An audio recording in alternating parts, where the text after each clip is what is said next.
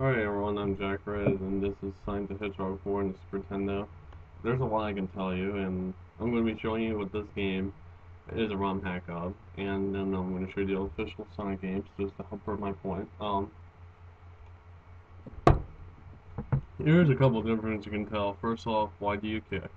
Rather than jumping on enemies, doesn't make any sense. Second, the controls are horrible for the times against you, but you can get more time. Rather than just following you until it hits 10 minutes and you lose a life. As you can tell in the middle top up there, you can see your score, which adds very differently to that of the official ones, which the score system is a lot better. The one-ups, you tell you basically how many lives you have here. And yeah, you get 100 rings and you still get one life. However, it restarts in the counting, then keep going and going and going. And if you have debug code, it goes beyond its limit in the official Sonic games. The other thing is your life number is usually on the bottom left corner of the Sonic game, so a picture of Sonic or Tails or Knuckles. Another thing you can tell is this is very un-Sonic-like how the game is playing. They removed a material that was Speed Gonzalez. I mean, even the bosses are from the game, and it's awful. It is just plain awful. It sucks so much ass. I put it on the top 5 worst Sonic games of all time. It is this bad. Why you gotta keep saying Mario is beyond me? One thing, what else I can tell you that is really bad about this. For music, you only got a limited number of music, but near the end, they stopped using music. Why would you do that? Here's a false advertisement statement. You see Tails on the official cover. I'm sorry, not the official cover, the American cover. All the covers, and you also see him on the title screen and the ending, and you really will realize that he's not in the game whatsoever. What the hell, man? Since the story it was basically cut out, you don't even know what this game's about. But it's still the same thing as Speedy Gonzales. So, if you know what the story is, you have to play the Speedy Gonzales game. How you die is very similar, yeah, not as play right as the older Sonic games. They took a sprite of Sonic and they threw it in this game. Now, since this is a party game, you're gonna expect that this is gonna be a really awful game. Well, it is. Most of them were clones of Sonic and Mario, with very few being their own ideas. They maybe will give you a couple lives, a lot of them, compared to Sonic, usually giving you 3 lives, and then you can get them right back. But here's the score thing. This is really bad right here. There's even a level that if you hit this button, the game freezes, but there is a way around it, and it's god awful. The last level doesn't even have an actual boss. No, the whole level is basically very short. You just pick enemies. You would think it's a bonus thing, but no. That's actually the last level. It's disappointing. Now, here's what it was supposed to be. Yeah, this is the game. It was a hack-up. Pay very close attention, as you will see similarities. Though it won't be easy to realize as you would think it would be. It is really, really terrible. It's fucking horrible. Don't even play it. It's just, it's a suffered to the effing mind. I mean, goddamn, it's just so effing horrible. I'm also want to bring this up to your attention that when it comes to the official Sonic games, why the hell would someone go this far to make a really shitty Sonic title and release it? I mean, you have to be stupid not to realize it's a power game. I mean, you think they made Sonic games on the Super Nintendo back then? Of course not. So here's the first one. It's a really classic game. Now let's continue my point on Sonic 4. It wasn't necessary related to the official games whatsoever. And Sonic 4, that's Sonic and Knuckles. Officially, that is Sonic and Knuckles. Why would they do that? Okay, I mean, it is this. I mean, you'll get no power-ups in the game, ROM hack whatsoever. You really don't. And the rings, there's a lot more rings here. I mean, the game just is more playable. But in the other case, it is really, really bad. I mean, you don't really.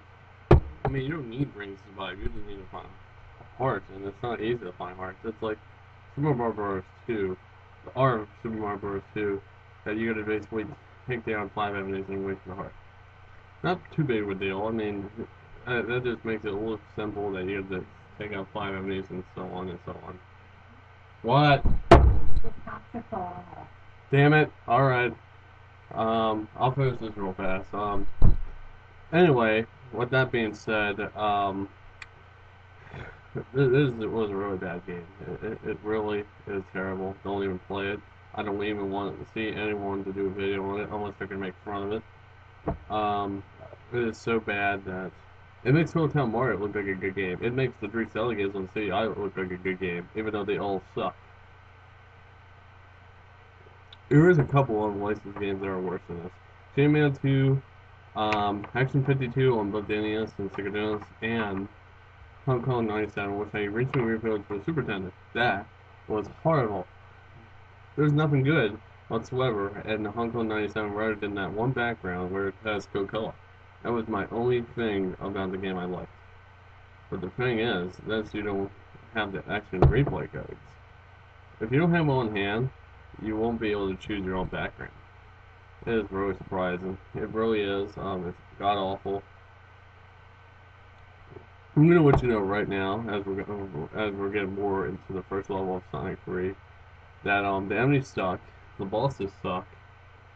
You'd be surprised the hardest boss of the whole game is the first boss. Oh god, the first boss. It is really terrible. I mean, whoever designed this really wanted the game to suck ass. I mean, this is definitely one of the worst Sonic titles I have ever seen. Probably the worst on a license. I mean, this is goddamn, man. I mean, the levels don't even look pleasing at all. Oh god, I mean, when it comes to the official Sonic games on the Sega Genesis, I'd rather play those than to play this shit ever again. I mean, it's just like, I can name another a couple games I'd rather play than this shit. Super Mario 64, Shaq Fu. Yes, I'm naming some really shitty ones that I'd rather play than this bullshit. Um, Dr. Jekyll, Mr. Hyde, Awesome Possum, for being one of the worst Sonic clones in history.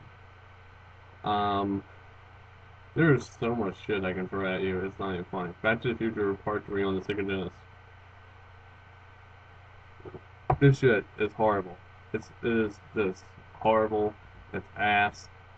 I don't know why someone would do this. It doesn't make any effing sense. I mean, if you are one of those people who actually bought the game, all I'm gonna say is I feel very sorry for you. Also, because the people who probably bought it for you at the time didn't realize it's not officially a Sonic game. But considering that it wasn't really an official game, it would be very rare to find anyone who actually bought the game. But I don't really know offhand who would actually buy that Super Nintendo Sonic game. I mean, they didn't really start putting Sonic games on Nintendo until the GameCube, and that is a fact. That is actually a fact. For other consoles, it was around that time. It's just horrible. It's really, really bad.